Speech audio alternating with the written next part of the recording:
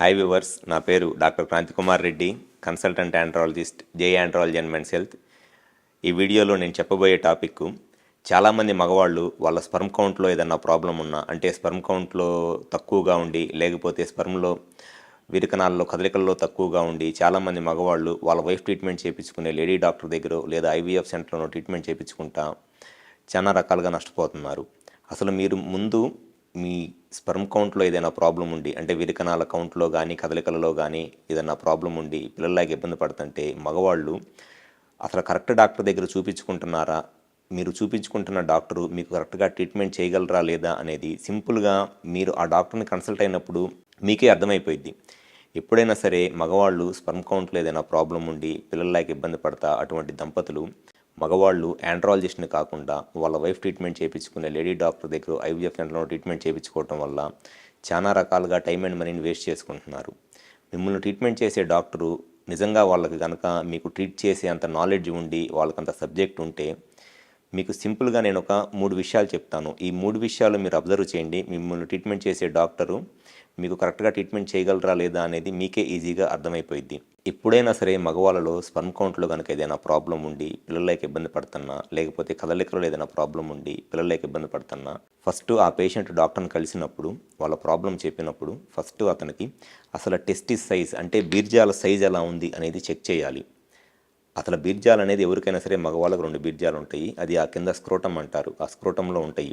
అసలు కరెక్ట్గా ఆ బీర్జాలు 2 బీర్జాలు బై బర్త్ వాళ్ళకి ఆ టెస్టిస్ అనేది ఫామ్ అయినాయా లేదా, అండ్ ఆ టెస్టిస్ ఫామ్ అయితే కనుక ఆ టెస్టిస్ అంటే బీర్జాలు కరెక్ట్ సైజులో ఉన్నాయా లేదా. నార్మల్గా టెస్టిస్ సైజ్ ఎవరికైనా సరే 8 to 10 ml సైజు ఉండాలి, మినిమం సైజు. అండ్ 2 టెస్టిస్ కరెక్ట్గా 8 to 10 ml సైజు ఉన్నాయా లేదా అనేది చెక్ చేయాలి. దాంతోపాటు ఆ 2 టెస్టిస్లో ఇన్ఫెక్షన్ కానీ వ్యారికోసిల్ కానీ ఏమైనా ఉన్నాయా, అది కరెక్ట్ పొజిషన్లో ఉన్నాయా లేదా అనేది చెక్ చేయాలి. ఇది గనక మిమ్మల్ని ట్రీట్మెంట్ చేస్తున్న డాక్టరు మీ టెస్టిస్ సైజ్ ఎలా ఉంది, అంటే బీర్జాల సైజ్ ఎలా ఉంది, బీర్జాల పొజిషన్ ఎలా ఉంది, దాంట్లో ఇన్ఫెక్షన్ కానీ వ్యారికోసిల్ కానీ ప్రాబ్లం ఏమైనా ఉందా అని చెక్ చేయకపోతే డెఫినెట్గా వాళ్ళకి మిమ్మల్ని ట్రీట్మెంట్ చేసే అంత నాలెడ్జ్ లేదు. అండ్ అసలు మీకు ట్రీట్మెంట్ చేసే అంత ఇంట్రెస్ట్ కూడా వాళ్ళకేం లేదు. డెఫినెట్గా ఏదో మీ వైఫ్తో పాటు మీరు వెళ్ళి వాళ్ళని కలిశారు కాబట్టి మీకు ఏదో టెస్టులు రాసి ఆ టెస్టులతో వాళ్ళు ఏదో మనీతోనో టైంపాస్ చేయడానికి మిమ్మల్ని చూస్తున్నారులే తప్పితే మీకు సిన్సియర్గా ట్రీట్మెంట్ చేసే ఉద్దేశం కూడా వాళ్ళకి లేదు. మగవాళ్ళ సైడ్ నుంచి ఎప్పుడైనా సరే స్పర్మ్ కౌంట్లో ఏదైనా ప్రాబ్లం ఉండి దానికి డాక్టర్ని కన్సల్ట్ అయితే ఖచ్చితంగా ఫస్ట్ చెక్ చేయాల్సింది టెస్టిస్ సైజ్, బీర్జాల సైజ్ ఎలా ఉంది, బీర్జాల పొజిషన్ ఎలా ఉంది, ఆ టెస్టిస్లో లేదా బీర్జాలలో ఇన్ఫెక్షన్ కానీ వ్యారికోసిల్ కానీ ఏమైనా ఉన్నాయా అనేది ఖచ్చితంగా ఫిజికల్గా చెక్ చేయాలి డైరెక్ట్గా డాక్టరే. అది చెక్ చేస్తేనే దాంట్లో మనకి చాలా ఇన్ఫర్మేషన్ వస్తుంది. కానీ చాలామంది మగవాళ్ళు ఎప్పుడైతే వాళ్ళ వైఫ్ ట్రీట్మెంట్ చేయించుకునే లేడీ డాక్టర్ దగ్గర ఐవీఎఫ్ సెంటర్లో ట్రీట్మెంట్ చేయించుకుంటారో వాళ్ళు జస్ట్ పేషెంట్ రాగానే ఏదో రొటీన్గా బ్లడ్ టెస్టులు, లేకపోతే సెమెన్ అనాలిసిస్, లేకపోతే ఏదేదో స్కానింగ్లు, ఏదేదో టెస్టులు రాసి అనవసరంగా మీ టైం అండ్ మనీని వేస్ట్ చేస్తున్నారు. ఇవన్నీ అవసరం లేకుండా జస్ట్ అసలు క్లినికల్ ఎగ్జామినేషన్, టెస్టిస్లో సైజ్ ఎలా ఉంది, టెస్టిస్లో ఇన్ఫెక్షన్ కానీ వ్యారికోసిల్ కానీ ప్రాబ్లమ్స్ ఏమైనా ఉన్నాయా, అసలు 2 టెస్టిస్ కరెక్ట్ పొజిషన్లో ఉందా లేదా అనేది క్లినికల్ ఎగ్జామినేషన్ చేయడం అనేది చాలా చాలా ముఖ్యం. సో మీకు అక్కడే అర్థమైపోయింది అసలు మిమ్మల్ని ట్రీట్మెంట్ చేస్తున్న డాక్టరు వాళ్ళకి నిజంగా మిమ్మల్ని ట్రీట్మెంట్ చేసే అంత నాలెడ్జ్ ఉందా లేదా అనేది. అది ఫస్ట్ పాయింట్.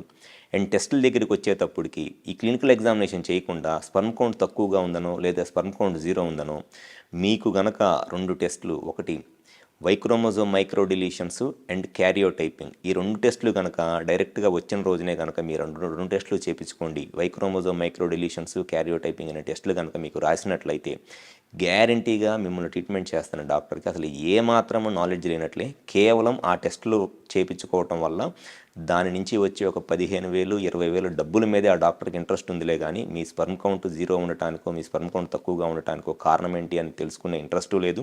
మీకు కరెక్ట్గా ట్రీట్మెంట్ చేసి స్పర్మ్ కౌంట్ పెరగాలి అనే డెడికేటెడ్గా వాళ్ళు మీకు ట్రీట్మెంట్ చేయట్లేదు. జస్ట్ మనీ కోసమే రాసే టెస్టులు ఏంటి అని అంటే లేడీ డాక్టర్స్ ఎవరైనా సరే Y chromosome micro deletions and karyotyping, ఆ 2 ఒక యూజ్లెస్ టెస్టులు. వాటి వల్ల ఎటువంటి ఉపయోగము లేదు. నేను ఇన్ని సంవత్సరాలు నా ప్రాక్టీస్లో హార్డ్లీ సంవత్సరం మొత్తం మీద ఇయర్లీ ఒక 2-3 పేషెంట్స్ కూడా ఆ టెస్టులు నేను ప్రిస్క్రైబ్ చేయను. ఎందుకంటే ఆ టెస్టులు చాలా కాస్ట్లీ టెస్టులు. ఈ వైక్రోమోజోమ్ మైక్రో డిలీషన్స్ కానీ క్యారియోటైపింగ్ కానీ ఈ 2 టెస్టుల వల్ల ఆ పేషెంట్కి ఉన్న జీరో స్పర్మ్ కౌంట్కి కానివ్వండి, లో స్పర్మ్ కౌంట్కి కానివ్వండి, ఆ 2 టెస్టుల వల్ల ఎటువంటి ఇన్ఫర్మేషను రాదు.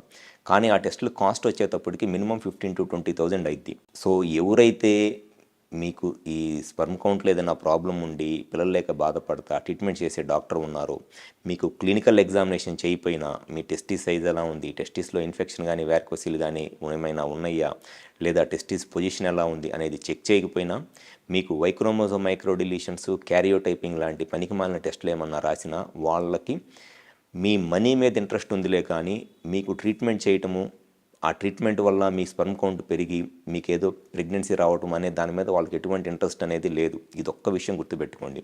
సో ఎవరైతే పిల్లలు లేక బాధపడుతున్న మగవాళ్ళు ఉన్నారో ఖచ్చితంగా అటువంటి మగవాళ్ళకి వాళ్ళ స్పర్మ్ కౌంట్ పెరిగి వాళ్ళ వైఫ్కి న్యాచురల్గా ప్రెగ్నెన్సీ రావాలి అని అంటే ఆ మగవాళ్ళు కన్సల్ట్ అవ్వాల్సింది ఒక ఆండ్రాలజిస్ట్ని, అంతేగాని లేడీ డాక్టర్ను ఐవీఎఫ్ సెంటర్లోనూ కాదు. మీరు ఎప్పుడైతే లేడీ డాక్టర్ను ఐవీఎఫ్ సెంటర్లోనూ కన్సల్ట్ అవుతారో గ్యారంటీగా వాళ్ళు రాసే ఈ పనికిమాలిన టెస్టుల వల్ల మీ టైం అండ్ మనీ వేస్ట్ అయిపోతూ ఉంటుంది. దాంతోపాటు మీ ఏజ్ పెరిగిపోయింది. ఏజ్ పెరిగిపోయిన తర్వాత మీరు ఎంత ప్రయత్నించినా కూడా న్యాచురల్గా ప్రెగ్నెన్సీ రాదు, ఏ రకంగానూ ప్రెగ్నెన్సీ రాదు. సో ఎవరైతే పిల్లలు లేక బాధపడుతున్న దంపతులు ఉన్నారో క్వాలిఫైడ్ ఆండ్రాలజిస్ట్ని కలవండి, మీకు మ్యాక్సిమం బెనిఫిట్ అనేది జరిగిద్ది. Thank you.